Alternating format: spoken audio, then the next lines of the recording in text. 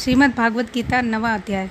श्री भगवान बोले, तुझ दोष दृष्टि रहित भक्त के लिए इस परम गोपनीय विज्ञान सहित ज्ञान को पुनः भली भांति कहूँगा, जिसको जानकर तू दुख रूप संसार से मुक्त हो जाएगा। यह विज्ञान सहित ज्ञान सब विद्याओं का राजा है, सब गोपनीयों का राजा, अति पवित्र, अति उत्तम, प्रत्यक्ष फल वाला है, धर्म युक्त साधन करने में बड़ा सुगम और अविनाशी है। हे परम तप, इस उपयुक्त धर्म से श्रद्धा रहित पुरुष मुझको ना प्राप्त होकर मृत्यु रूप संसार चक्र में भ्रमण करते रहते हैं।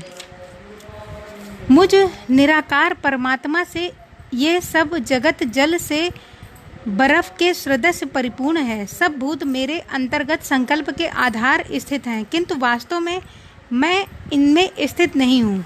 वे सब भूत मुझ में स्थित नहीं हैं, क्योंकि मेरी ईश्वरीय योग शक्ति को देख कि भूतों को धारण पोषण करने वाला तथा भूतों को उत्पन्न करने वाला भी मेरी आत्मा वास्तव में भूतों में स्थित नहीं है। जैसे आकाश में उत्पन्न सर्वत्र विचरण वाला महान वायु सदा आकाश में ही स्थित है, वैसे ही मेरे संकल्प द्वारा उत्पन्न होने से संपूर्ण भूत मुझ में ही स्थित हैं, ऐसा जान।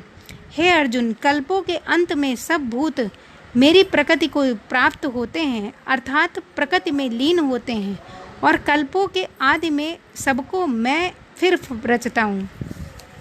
अपनी प्रकृति को अंगीकार करके स्वभाव के बल से परतंत्र हुए इस संपूर्ण भूत समुदाय को बार बार उनके कर्मों के अनुसार रचता हूँ। हे अर्जुन, उन कर्मों में आसक्ति रहित और उदासीन के सदस्य स्थित मुझ परमात्मा को वे कर्म नहीं बांधते। हे अर्जुन, मुझ अधिष्ठाता के सकाश से प्रकृति चराचर रहित सहित सर्व जगत को रचती है, और इस हेतु से ही सब संसार चक्र घूम रहा है।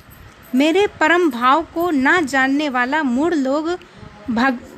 लोग मनुष्य का शरीर धारण करने वाले मुझ संपूर्ण भूतों को महान ईश्वर को तुच्छ समझते हैं, अर्थात अपनी योग माया से संसार के उद्धार के लिए मनुष्य रूप में विचरते हुए मुझ परमेश्वर को साधारण मनुष्य मानते हैं।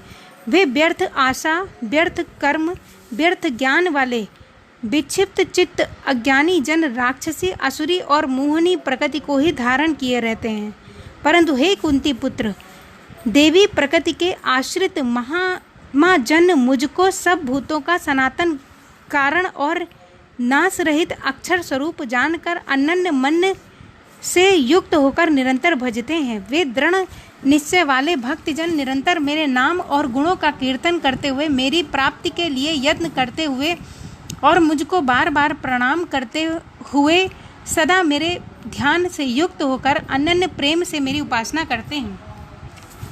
दूसरे ज्ञान योगी मुझ निर्गुण निराकार ब्रह्म का ज्ञान यज्ञ के द्वारा अभिन्न भाव से पूजन करते हुए फिर मेरी उपासना करते हैं, और दूसरे मनुष्य बहुत प्रकार से स्थित मुझ विराट स्वरूप परमेश्वर की प्रकृति भाव से उपासना करते हैं।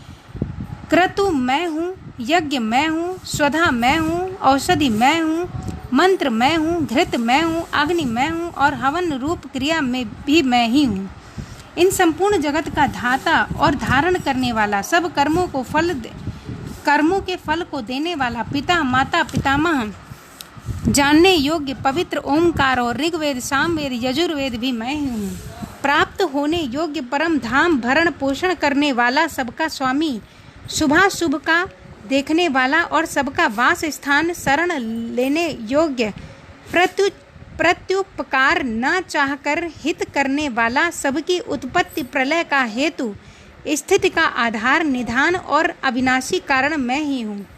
मैं ही सूर्य रूप से तपता हूँ, वर्षा का आकर्षण करता हूँ और उसे बरसाता हूँ। हे अर्जुन, मैं ही अमृत और मृत्यु हूँ, और सत असत भी मैं ही हूँ।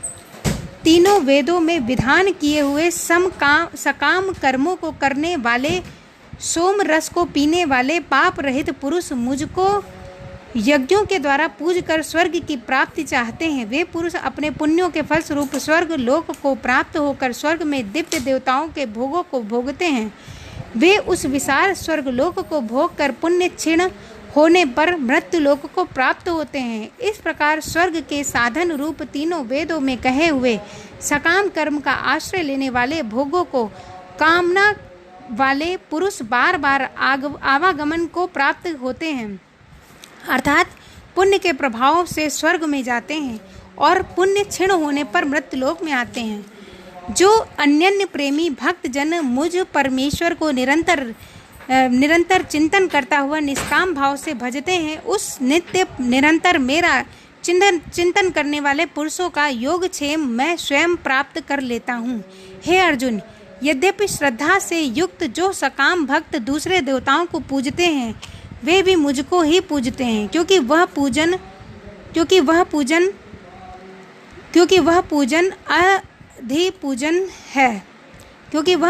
अविधि पूजन है, अर्थात अज्ञान पूर्वक है।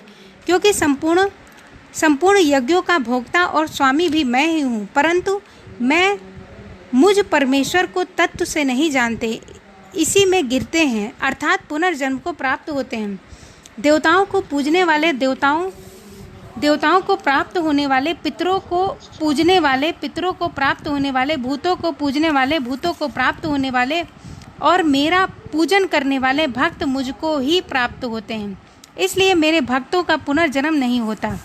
जो कोई भक्त मेरे लिए प्रेम से पत्र, पुष्प, फल, जल आदि का अर्पण करता है, उस शुद्ध बुद्ध निष्काम प्रेमी भक्त का प्रेम पूर्वक अर्पण किया हुआ वह पत्र पुष्पादि मैं सगुण रूप में प्रकट होकर प्रीति सहित खाता हूँ।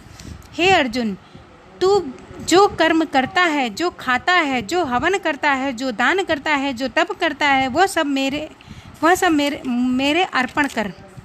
इस प्रकार जिसमें समस्त कर्म मुझ भगवान के अर्पण होते हैं, ऐसे संन्यास योग से युक्त चित्त वाला तू शुभ फल रूप कर्म बंधन से मुक्त हो जाएगा और उसके मुक्त होकर मुझको ही प्राप्त होगा इस प्रकार जिसने समस्त कर्म मुझ भगवान के अर्पण हुए हैं, ऐसे संन्यास योग से युक्त चित्त वाला तू शुभ फल स्वरूप कर्म बंधन से मुक्त हो जाएगा और मुझ में मुक्त होकर मुझको ही प्राप्त होगा। मैं सब भूतों में समभाव से व्याप्त हूँ, ना कोई मेरा अप्रिय है ना प्रिय है, परंतु जो भक्त मुझको प्रेम से भजते हैं वो मुझ में हैं और मैं भी उनमें ही प्रत्यक्ष प्रकट हूँ। यदि कोई अतिशय दुराचारी भी अन्य भाव से मेरा भक्त होकर मुझको भजता है तो वह साधु भी मानने योग्य है, क्योंकि वह यथार्थ निश्चल वाला है, अर्थात उसके भली भांति निश्चय कर लिया है कि परमेश्वर के भजन के समान अन्य कुछ भी नहीं है। वह शीघ्र ही धर्मात्मा हो जाता है और सदा रहने वाली परम शांति को प्राप्त होता है। हे अर्जुन, तू निश्चय पूर्वक सत्य जान कि मेरा भक्त नष्ट नहीं होता। हे अर्जुन, स्त्री, वैश्य, शूद्र और पाप योनि चंडालनी जो कोई भी हो, वे भी मेरे शरण होकर परम गति को प्राप्त होते हैं। फिर उनमें तो कहना ही क्या, जो पुण्यशील ब्राह्मण और राजर्षि भक्तजन मेरी शरण होकर परम गति को प्राप्त होते हैं। इसलिए तू सुख रहित और क्षण भंगुर इस मनुष्य शरीर को प्राप्त होकर निरंतर मेरा ही भजन कर। मुझ में मन वाला हो, मेरा भक्त बन, मेरा पूजन करने वाला हो, मुझको प्रणाम कर। इस प्रकार आत्मा को मुझ में ही नियुक्त करके मेरे परायण होकर तू मुझको ही प्राप्त हो। ओम तत्सदिति श्रीमद्भागवत गीता शुपनिषत्सु ब्रह्म विद्याया योग शास्त्रे श्री कृष्ण अर्जुन संवादे राजविद्या राजगुह्य योगे नामे नवमो अध्याय।